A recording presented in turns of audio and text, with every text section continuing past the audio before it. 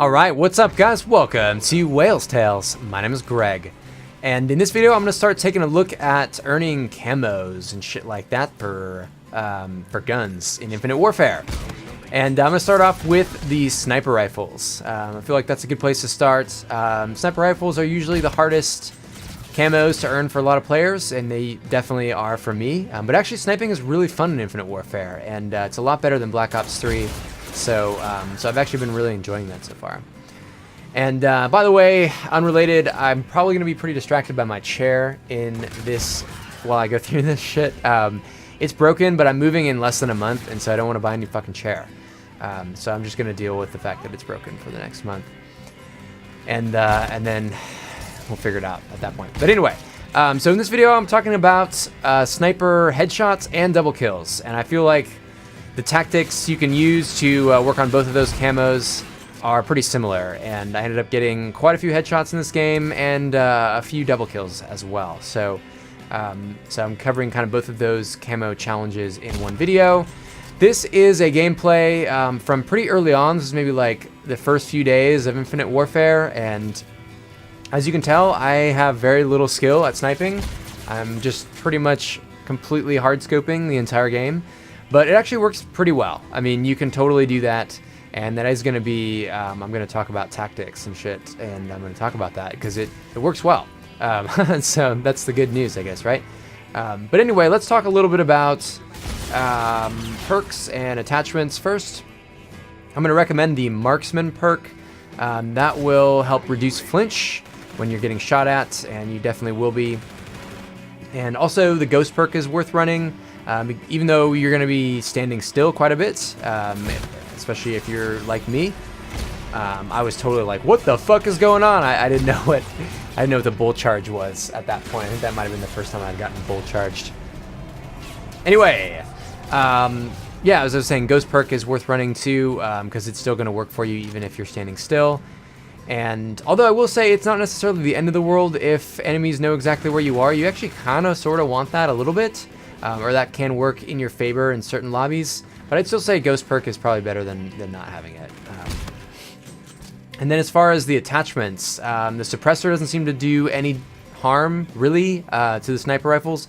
I really actually honestly don't know the hard stats on that or anything, but it didn't feel like it was really causing me too many problems, or generating any more hit markers or anything like that. So I recommend the suppressor. The tracking chip I really like. I think I am using it here in this gameplay. You see the enemies are highlighted in yellow, and it definitely helps. I really like it. God fucking damn it, this chair. It's just complete shit.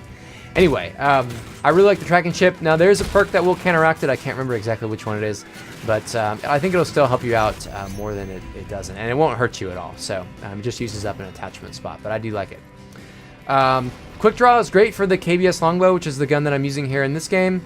And I like the foregrip probably a little better for the other two bolt action guns, and I've only really done those. I haven't done the semi-auto snipers yet. This is just one gameplay with the longbow, as I think I already said. But I have worked on the other two bolt action guns, which are the Widowmaker and the Intervention, or the TF-141. And I liked let's see what I'm looking at my notes here. I like foregrip better for those, but quick draw better for the longbow. So anyway, let's talk a little bit about strategy. So what I'm basically doing here is I am basically camping at head glitches, or at least I'm trying to as much as I possibly can, especially head glitches where there's a counter head glitch at a decent range. And there aren't too many maps in Infinite Warfare that really have a good setup for this, but this is definitely one of them. This is Skydock. And the other two that I really like are Mayday and Genesis. Mayday has a similar situation to Skydock, where one of the lanes on the side of the map is basically like that as well. Mayday is actually probably the best, especially if you get certain lobbies. And I'm playing TDM. You get certain, like, other newbier players who are maybe also trying to snipe, and maybe you're a little bit better than them or something like that. I definitely had that happen, and I've been able to get quite a few headshots on people doing that. And double kills. People tend to like group up at those head glitches a little bit, so you can get double kills pretty easily. The one other thing that is nice about it is you're already aiming for the head, so it doesn't matter if your opponent is behind a head glitch, but they might not necessarily be aiming for the head. But if that's all they have to aim at because you're behind your own head glitch, that sort of levels the playing field a little bit as far as you getting headshots versus having to take a body shot because you're just like panicking and needing to get some sort of kill, otherwise you're gonna die. So that's why I like this sort of like head glitch situation. It works really well for getting headshots, and also it gives you some time to line up a couple of shots in a row in order to get double kills. And as I already said, people tend to group up behind head glitches, especially if they're spawning like over there. So yeah, so Skydock and fucking Mayday are both great for this. Genesis down the middle lane works pretty well, kind of similarly, even though it's a little bit different map setup. It works pretty similarly. And then there's some good spots on Precinct as well as Throwback and Breakouts. Also, that kind of work as far as like head glitch, counter head glitch situations. Those are kind of, I guess, all 6 of those maps are probably your best bets. But yeah, so it's totally fine if you're hard scoping. I mean, dude, it's just fucking you're getting camos, right? I mean, you don't have to be a phase member in order to I don't know, impress your opponent when they watch your kill cam. I wouldn't worry about that. I just hard scope and get it done. I mean, if you can quick scope, you'll probably feel a little bit more like a badass and less like a bitch, but whatever. I don't worry about it too much, and I don't think you should either. So one other thing is you can totally just keep coming back to that same head glitch throughout the game, and this will especially work in certain lobbies where your teams are kind of balanced. As you see in this game, the teams are pretty well balanced. The score is pretty even. In that case, you can kind of establish the fact that, yes, hey, I'm going to be posted up sniping at this head glitch, and you'll get some opponents on the other team who will also kind of just continue to challenge you because they're like, I know that guy's going to be there, so I want to try and challenge him. So that can kind of work for you to get like repeated headshots and more double kills and stuff like that if you kind of establish yourself in one particular spot in the map. As soon as the score starts getting unbalanced, that might start to kind of fall on its face as you just keep getting like fucking shit on. But it'll depend on the game, and you'll figure it out as you get into games. You'll be able to realize when it's a good game for that and when it's not.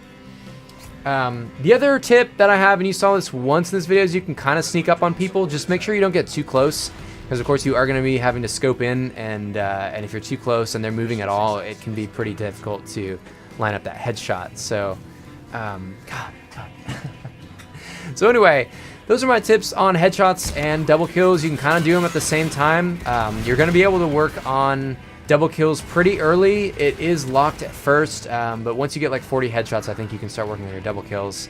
And you can very easily, if you post up at those head glitches where there's that counter head glitch on the other side of the map, you can easily get nice headshots that way, and also double kills just by sitting there and being scoped in or not. But yeah.